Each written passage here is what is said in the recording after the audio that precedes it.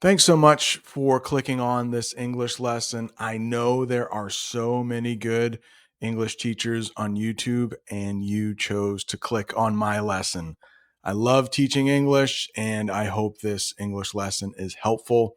About 13 terms you might see on the IELTS TOEFL exam. You will definitely hear these on the news, and maybe you want to use them in a future English conversation.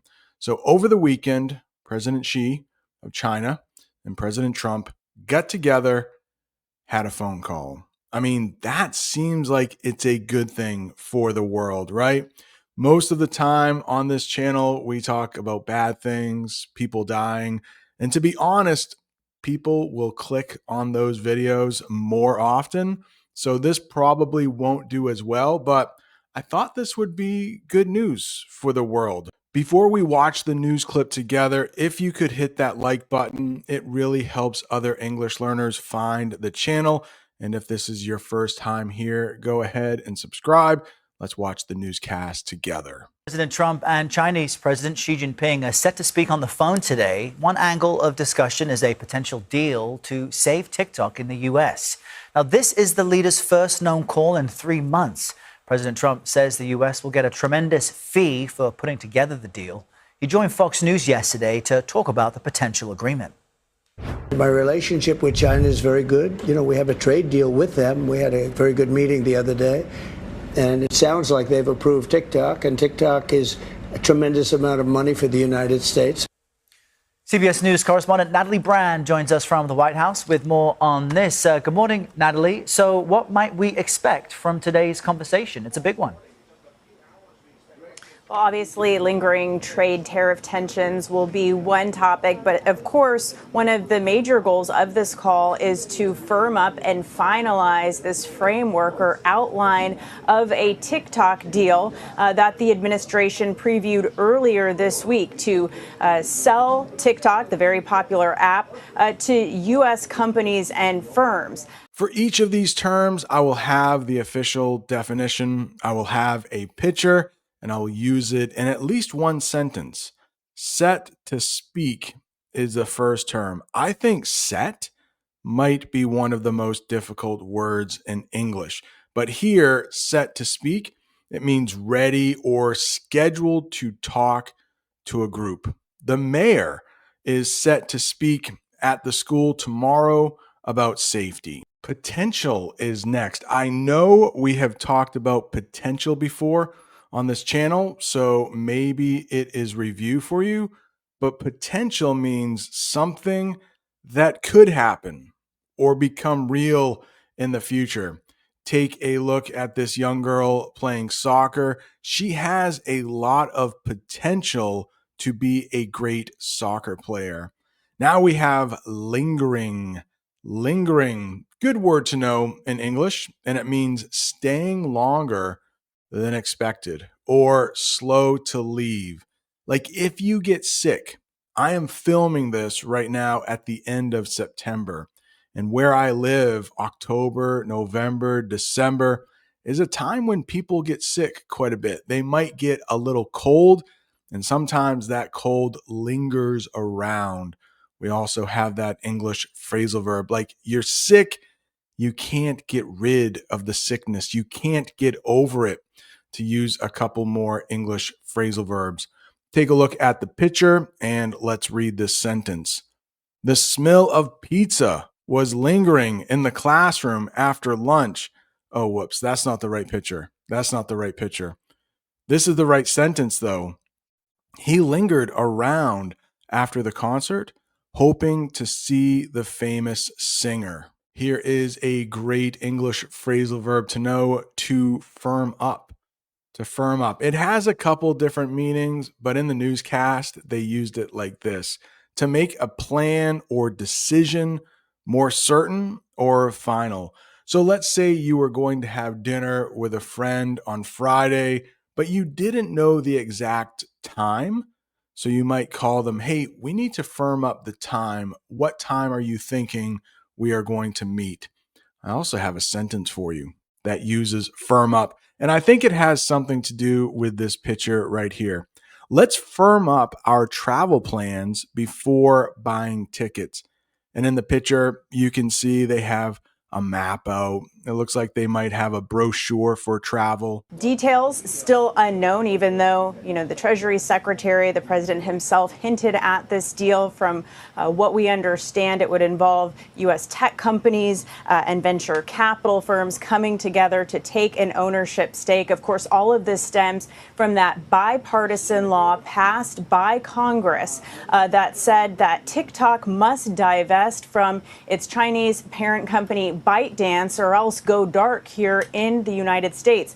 Of course, lawmakers who passed that legislation are going to be scrutinizing any potential deal. CBS News on the Takeout spoke to one of the lawmakers, Democrat Raja Krishnamurthy, who will be paying especially close attention. He's the ranking member on the Select Committee on China. Take a listen. We want TikTok to survive. We just don't want it to be under the control of the Chinese Communist Party. There can't be operational relationships between ByteDance and the new entity such that, basically the CCP would use a backdoor to gain access to data, violate people's privacy, and, undermine the reason for the law. What about hinted? Sometimes you will hear the noun hint. The verb hinted, it's pretty close. It means gave a small clue or suggestion without saying it directly. So in the picture here, we have a teacher. She is at the whiteboard, and we might say that in the picture it's a she, but in the sentence we have a he. He hinted that there might be a surprise quiz next week.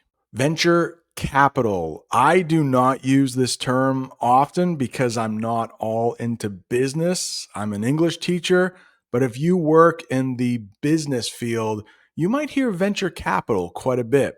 It means money invested in a new or small business to help them grow. And of course, we have a sentence. Maybe it has something to do with the picture. I can't remember. Yes, I think the picture and the sentence match. The new tech company got venture capital to build their first product. Stems. Here it is a verb. Now, a stem can be part of a plant. That would be a noun. They used it as a verb in the newscast, and it means comes from or starts from something. How about this one? My mom was always afraid of water, and I think it stemmed from something that happened to her as a child. I think she almost drowned in the ocean. So here's a sentence that has something to do with that. Her fear of water stems from a bad experience as a child. But in the picture, you can see this person looks pretty frustrated. So here's a sentence that has something to do with that picture. His frustration stems from the difficult English exam he had to take today. And you can clearly see that man looks frustrated. In fact, he has a couple pieces of crumpled up paper on his desk. It looks like maybe he made a mistake and he wanted to start over. Do you know that English phrasal verb, crumpled up? The pieces of paper on his desk are crumpled up. Next, we have bipartisan. Usually when you see bi at the beginning of a word in English, it means two. Bipartisan means supported by two different political parties. And if we are talking about the US, we are talking about Republicans and Democrats. How about this sentence that goes along with this picture? The new law had bipartisan support in Congress. That means both Republicans and Democrats liked it. That is becoming very rare in the United States right now in 2025. Republicans and Democrats can't seem to agree on anything. Divest is next. It's almost like the opposite of invest, if you know that word. Divest means to sell or give up part of a business or an investment. And this has something to do with TikTok and the newscast. The company will divest its clothing brand to focus on electronics. So maybe this company was trying to do both things, deal with electronics and clothing. Those two things aren't really related, so they divested part of the business. To go dark, it's kind of an idiom. It doesn't really have anything to do with like light and dark. It has more to do with communication. And it means to stop sharing information or to disappear from contact. The spy. Yeah, spies should probably go dark every once in a while if they are good at their job. The spy went dark after the mission started. Scrutinize. Scrutinize. Maybe you scrutinize over your English notes every morning when you wake up. Scrutinize means to look at something very carefully to find details or problems. Take a look at that picture. It looks like that is a teacher and they are scrutinizing a student's work. The teacher will scrutinize your essay for grammar mistakes. Next, we have backdoor access, and this has something to do with technology. It's a secret or hidden way to get into a place, system, or information. Hackers used backdoor access to steal the company's data. And that is it. Congratulations on making it to the end of another difficult English lesson. If you are looking for more English, right down there is an English lesson about how Venezuela and the United States aren't exactly getting along. Thanks so much for watching. See you next time.